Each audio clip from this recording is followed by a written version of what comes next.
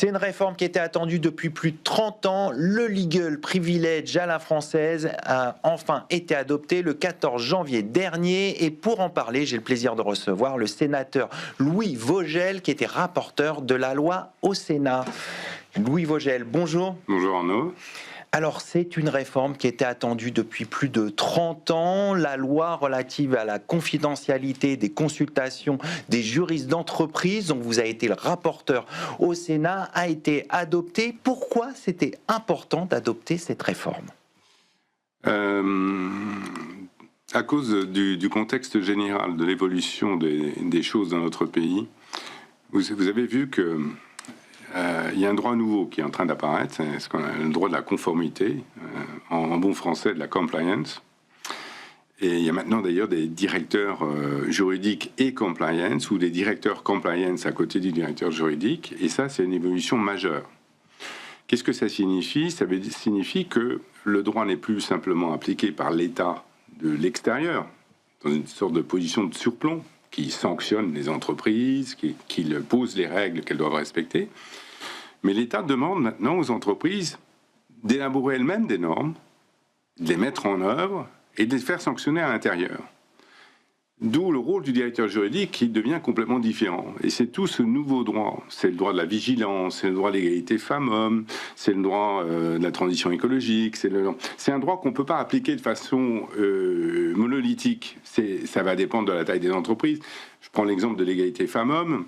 On ne va pas la faire de la même façon dans toutes les entreprises. Et c'est un droit qui se fait par les acteurs. Ils vont élaborer des programmes de conformité, ils vont élaborer des codes de bonne conduite. C'est ça le nouveau droit. Et qui va le mettre en œuvre, ce nouveau droit ? Le directeur juridique. Donc le directeur juridique, pour qu'il le mette en œuvre, il faut lui donner un certain nombre de garanties. Je donne un exemple concret. Vous êtes directeur juridique et vous voyez que votre directeur commercial, il fait des prix imposés dans un département de l'entreprise. Ben, il faut que vous le rappeliez à l'ordre. Ça vous revient à vous. Donc il faut que vous fassiez une consultation juridique qui lui dise que s'il fait ça, ça et ça, c'est des prix imposés, c'est sanctionné par l'autorité de la concurrence et c'est illégal. D'accord. Et qu'il revienne sur son comportement. Pour que vous puissiez faire ça, il ne faut pas que votre consultation juridique, vous démontrez que c'est illégal, etc., puisse servir à une autorité de contrôle à auto-incriminer l'entreprise, sinon vous ne le ferez jamais. D'où la nécessité technique de mettre en œuvre cette nouvelle règle de confidentialité. Pour protéger ces consultations. Pour protéger ces consultations, parce qu'elles deviennent un élément clé dans le nouveau droit qui est en train d'apparaître, dans tous les domaines. Vous voyez, et c'était le moment ou jamais de le faire. Alors, la loi a été déférée au Conseil constitutionnel le 23 janvier dernier. Quel est votre sentiment par rapport à cette saisine ? Bon, ça, le Conseil vient d'être saisi, ça va rallonger. Ils ont un mois pour décider. Hein. Après, la loi est promulguée dans les 15 jours. Mais ce sont les arguments qui ont été faits. On pourra en reparler plus tard, mais c'est les mêmes arguments que ceux qui ont été faits au moment où il y a eu les débats parlementaires à l'Assemblée, au Sénat. Les avocats qui pensent que c'est une atteinte au secret professionnel de l'avocat, les autorités de contrôle qui pensent que ça va porter atteinte à leur efficacité. Dans les deux cas, c'est des arguments connus, mais il y a un risque de censure ? Je n'en sais rien. Le Conseil constitutionnel c'est la chambre des sages, donc on va les laisser décider. Mais il n'y a pas d'éléments nouveaux par rapport. Le Parlement a décidé au vu de ces éléments déjà. D'accord. On va revenir sur le dispositif de ce legal privilege à la française. Il y a une exclusion en matière fiscale et pénale. Pourquoi ? Vous savez, il faut reprendre un peu l'historique des textes, rendre hommage à Hervé Marseille, qui est le premier à avoir déposé un texte. Malheureusement, le Conseil constitutionnel l'avait sanctionné parce que c'était un cavalier législatif, pas du tout sur le fond. Donc, il a fallu recommencer et Hervé m'a demandé de déposer une proposition de loi au Sénat qui a été votée à une majorité très importante. Mais parallèlement, l'Assemblée avait elle-même une proposition de loi qui avait été votée à 4 voix près, je crois, 4 voix de majorité. Donc on en a parlé, on s'est dit, bon, L'Assemblée ne semble pas complètement convaincue par le dispositif. Nous, au Sénat, on veut vraiment que ça se fasse. Donc, ce qu'on a fait, c'est qu'on a repris la proposition de loi Terlier de l'Assemblée et qu'on l'a adoptée au Sénat, sans amendement, donc conforme, donc sans nouvelle lecture à l'Assemblée. Voilà ce qui s'est passé. Et vous comprenez les craintes encore des autorités sur ce texte. Elles craignent de perdre du contrôle. Alors, je vais vous dire, les autorités sont encore dans l'image classique. Le droit appliqué par l'État à des entreprises extérieures à la norme. Là, je vous ai dit que c'était en train de changer complètement. Les entreprises deviennent des auxiliaires de l'État pour mettre en œuvre les normes, et même pour les rédiger. Donc, la crainte, est-ce qu'elle est justifiée ? Vous savez, quand il faut voir comment ça se passe concrètement, moi j'ai l'habitude de l'autorité à la concurrence. L'autorité à la concurrence, quand il y a une visite et saisie, elle saisit des millions de documents. Des millions de documents dans les ordinateurs. C'est extrêmement important. Voilà.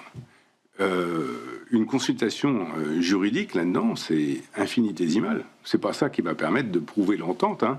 S'il y a une entente, si l'entreprise n'a pas une entente, donc pour vous, les craintes ne sont pas justifiées. Non, c'est pas du tout justifié parce que c'est pas sur les consultations juridiques qu'on va s'appuyer pour prouver l'entente ou l'abus de position dominante.